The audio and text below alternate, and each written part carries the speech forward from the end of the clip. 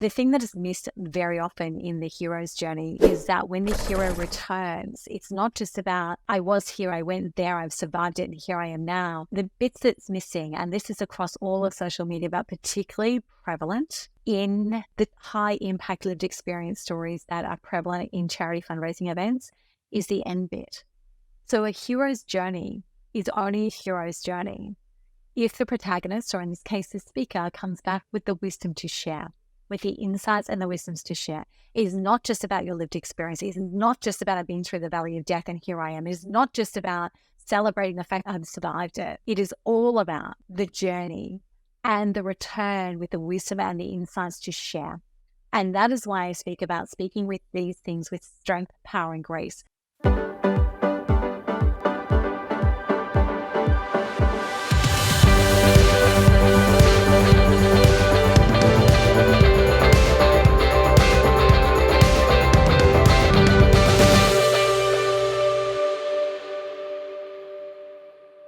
Welcome to episode 42 of the Speaker Driven Business Podcast. And I'm going to speak into something that constantly comes up in conversation on this one.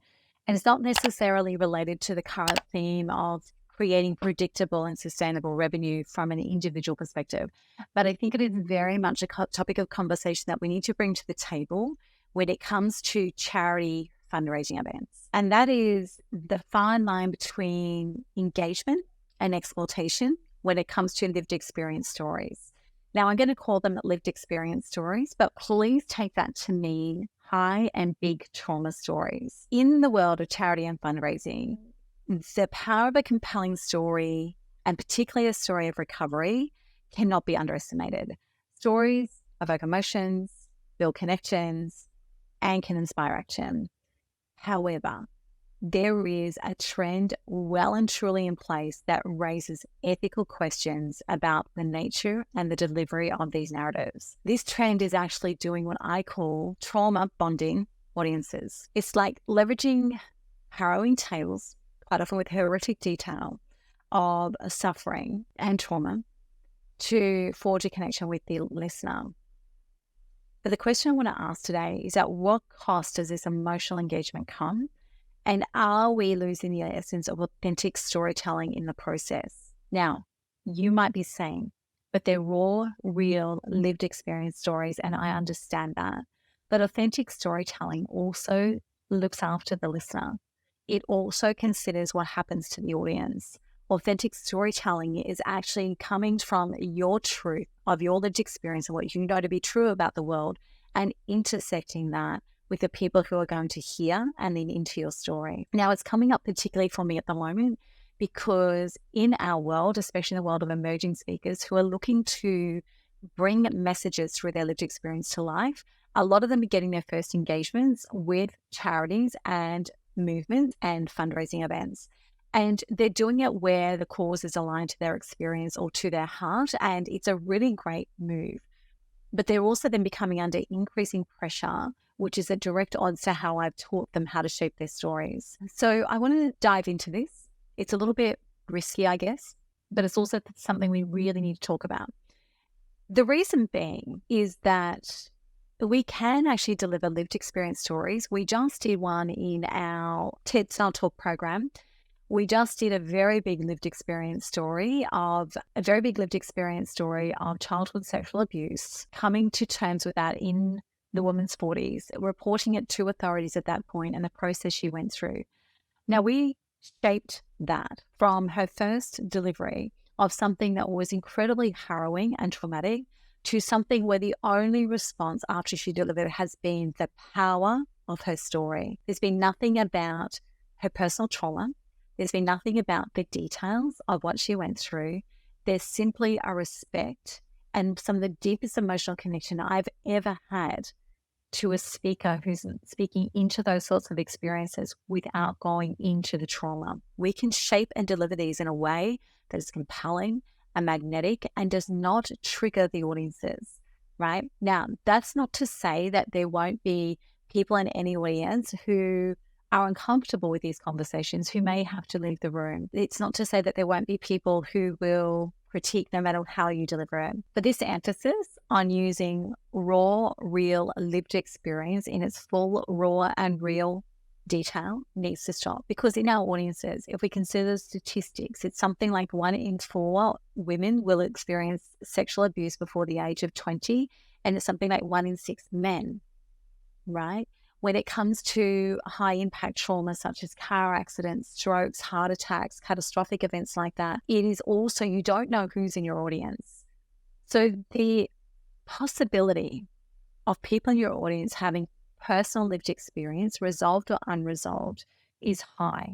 And if we don't actually hold that in our hands as we speak, then we shouldn't be speaking. And those charities that are using this to drive fundraising events need to pull it up. They need to get proper training of their speakers and their lived experience speakers, and they need to understand that it's not just about showing the recovery stories and what is possible. It's also about looking after the people who sit in their audience. The amount of rooms I have sat in the last several years where I have wanted to walk out the door, where I've wanted to wrap my hands around people, where I've wanted to stand up on the stage and stop that person speaking before they create any more danger, is on the rise significantly.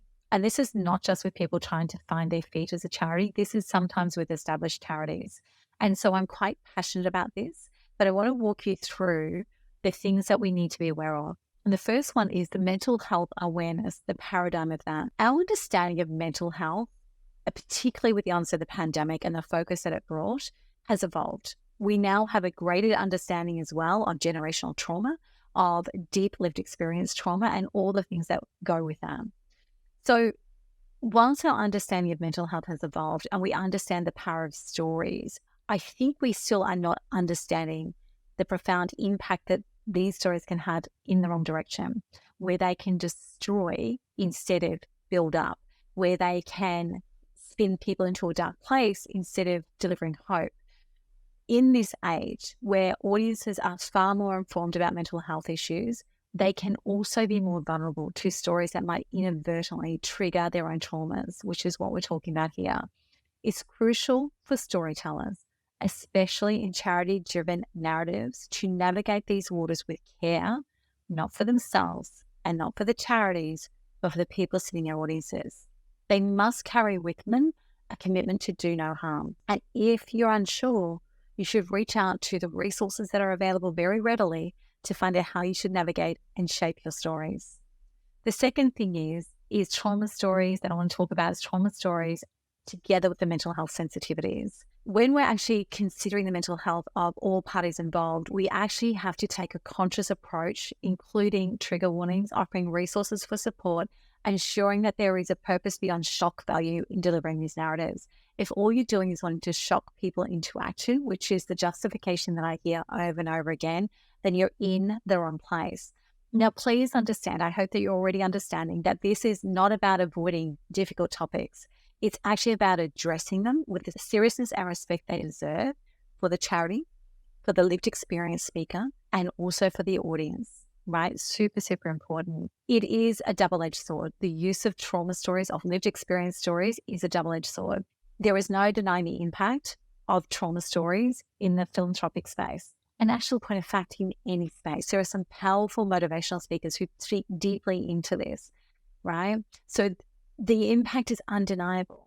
They grab attention, they stir empathy, they often lead, in the case of charity work, to increased donations.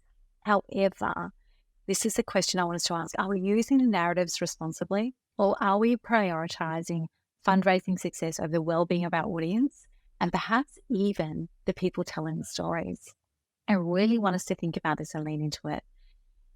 The next thing I think we need to think about is this tension that happens between impact and sensitivity. There is a dilemma for charities and not-for-profits, and I get that and understand it. It's an unspoken pressure to share the most gut-wrenching stories that they have to break through donor fatigue and raise essential funds. Now, donor fatigue is real, particularly post-pandemic, particularly as the cost of living rises. So it's a very real challenge, and most of these charities need to be in existence to help our world navigate an increasingly complex and anxious world. So there's no doubt that they need to be there, and they do need to raise essential funds. But the tactic being used by some of them actually risks re-traumatizing those whose stories are being told, as well as re-traumatizing members of audiences, or actually landing in the middle of somebody who's experiencing that in real time. The intent to raise funds and awareness is clear and admirable, but the unintended consequence can be a desensitization to the real human experience behind these stories, or quite simply, an emotional and mental checkout from your audience. The next part of this conversation is around conditioning the narrative. I think our reliance on lived experience stories is actually conditioning audiences to almost expect a really high level, almost a spectacle level of suffering before they decide to open their hearts and wallets. Now, if this is actually the case, we are diminishing the magic of genuine storytelling, of authentic storytelling, a magic rooted in hope and resilience and the multifaceted human experience that we all enjoy. It becomes a really dangerous cycle where only the most extreme stories are amplified, potentially overshadowing other equally important but less sensational narratives. And this is a place as a human species, as humanity, that I really don't think we want to go. And so I know that some of you might be thinking that's a really extreme view, but it's actually not. Our stories and our words are the most powerful means of connection we have, and we have a responsibility to actually deliver them with hope. The saying in my world is you don't speak to a high impact event until you can speak to it with strength, power, and grace, right? That is the same as resilience and hope. So once somebody can speak to or be coached to speak to it in that way, it makes a huge difference.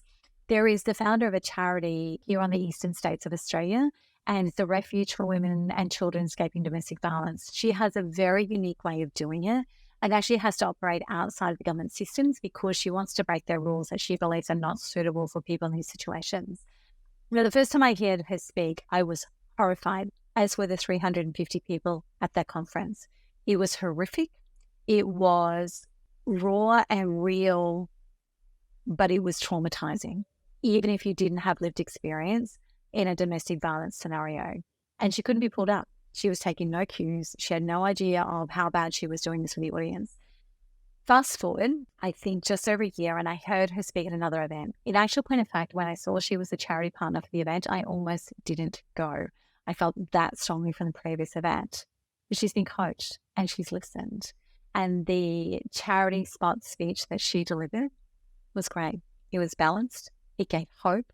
It spoke into resilience. It spoke into importance. It still spoke into the lived experience stories of some of the people, the women and the children that she's helped, but it was with a different tone and different energy, and there was not a single point of triggering for the audience. It was delivered with extreme care and respect and grace. So that difference is what I'm looking for. And that difference is one of the reasons why I decided to move forward this conversation. We also need to make sure that we're actually aware of this thin line that exists between sharing a raw, powerful story and exploitation, which is what we've been speaking about all the way through. Authentic storytelling actually respects that line. It presents experience with dignity. It focuses on strength, resilience, and hope, as we've already mentioned. And it does not shy away from hardship, but frames it as just one part of a larger, more complex human journey. Now, speaking of human journey, the thing that most of these stories are justified on is called the hero's journey, which is the oldest storytelling format on this planet. What happens in the hero's journey, though, and this has been missed, the hero's journey speaks to the transformative arc where somebody goes from, in a true hero's journey, being in a position where everything is great, to losing it all and facing their deepest, darkest demons and walking literally through a shadow of death and re-emerging on the other side back in a great place. The thing that is missed very often in the hero's journey is that when the hero returns, it's not just about, I was here, I went there, I've survived it, and here I am now. The bits that's missing, and this is across all of social media, but particularly prevalent in the high impact lived experience stories that are prevalent in charity fundraising events, is the end bit. So a hero's journey is only a hero's journey if the protagonist, or in this case the speaker, comes back with the wisdom to share, with the insights and the wisdoms to share. It is not just about your lived experience. It is not just about being through the valley of death and here I am. It is not just about celebrating the fact that I've survived it. It is all about the journey and the return with the wisdom and the insights to share.